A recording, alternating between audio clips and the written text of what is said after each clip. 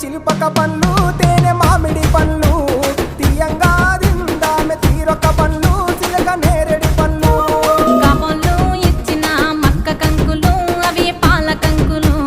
కాల్చుకొని తిందాము కందికాయలు పచ్చి పల్లికాయలు గుజారి గుజారి మామిళ్ళ కిందో నల్ల మామిళ్ళ కింద కుసుమరోళ్ళేసిన కుందన బొమ్మ అది కుందన బొమ్మ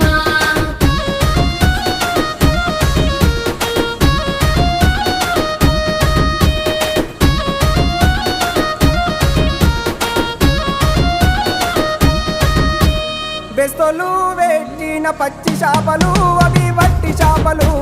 కమ్మంగా